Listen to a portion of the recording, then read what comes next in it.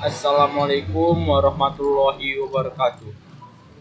Perkenalkan, nama saya Syed Akil Barnas, NIM saya B1 B122036, Fakultas Hukum, Prodi Ilmu Pemerintahan, MK Tata Kelola Keuangan Pemerintah. Kali ini saya akan mempresentasikan materi yang saya buat, yaitu judulnya Sumber-sumber penerimaan negara. Sumber-sumber penerimaan negara mengacu pada berbagai cara, di mana pemerintah suatu negara memperoleh pendapat untuk membiayai kegiatan, program, dan layanan publik. Pendapatan ini diperlukan untuk memenuhi anggapan pemerintah, membangun infrastruktur, memberikan layanan sosial, dan mendukung berbagai kebijakan publik. Berikut adalah beberapa sumber penerimaan negara yang umum di banyak negara. Selanjutnya, sumber-sumber penerimaan negara. 1 adalah pajak. 2 adalah penerimaan dari sumber daya alam. 3 adalah penerimaan dari perdagangan dan bea cukai. 4 adalah penerimaan dari investasi dan keuangan. 5 adalah penerimaan dari badan usaha milik negara BUMN. Sumber penerimaan negara dapat bervariasi dari negara ke negara tergantung pada struktur ekonomi, kebijakan fiskal, dan kondisi politik. Masing-masing pemerintah sering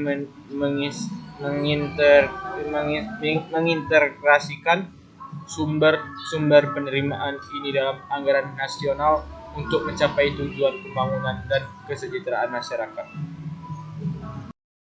Selanjutnya materi yang ketiga yaitu distribusi beban negara.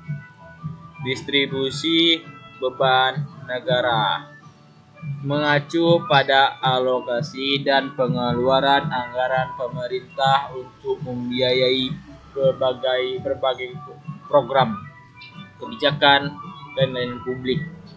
Beban negara mencerminkan cara pemerintah menggunakan dana publik untuk memenuhi kebutuhan masyarakat, memajukan ekonomi, serta mempromosikan kesejahteraan sosial.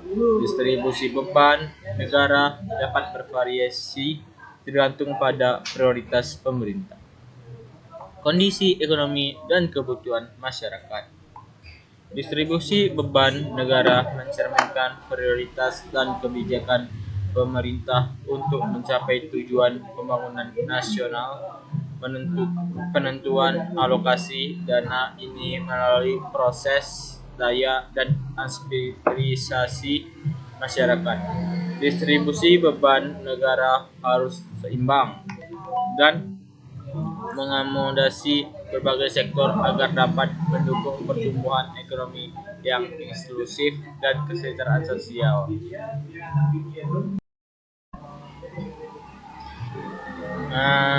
Baiklah, selanjutnya materi yang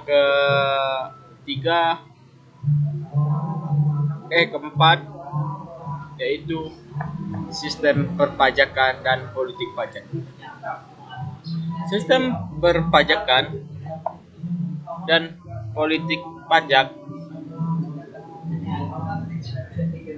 merujuk pada struktur kebijakan dan pendekatan yang digunakan oleh pemerintah untuk mengenakan pajak kepada individu, perusahaan, dan entitas lainnya dalam suatu negara. Politik pajak mencakup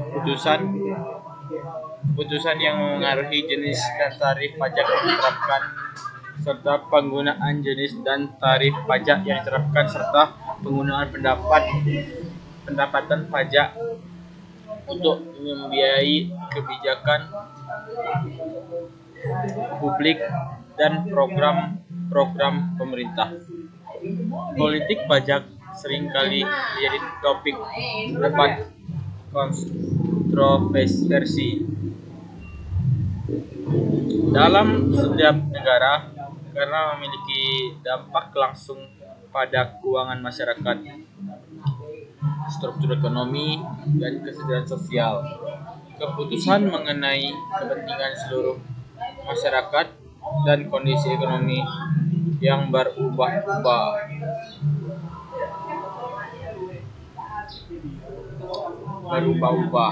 seperti itu yang berubah-ubah.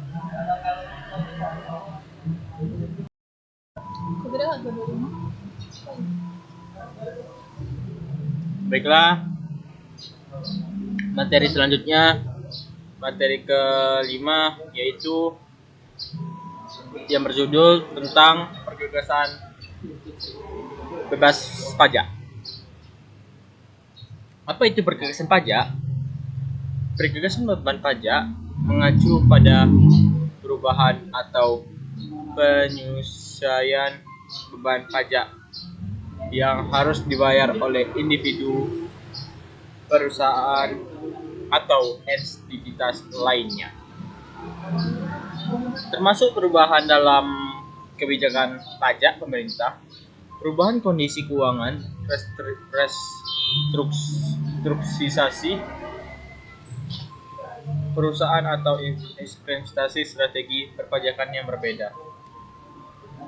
Pentingnya untuk diingat bahwa perubahan dalam beban pajak yang harus selalu mematuhi hukum dan peraturan perpajakan yang berlaku di wilayah bersangkutan.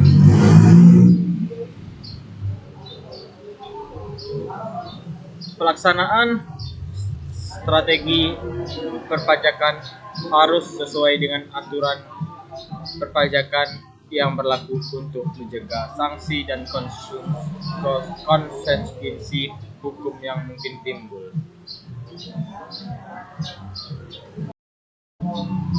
Ya, itu saja presentasi yang saya sampaikan.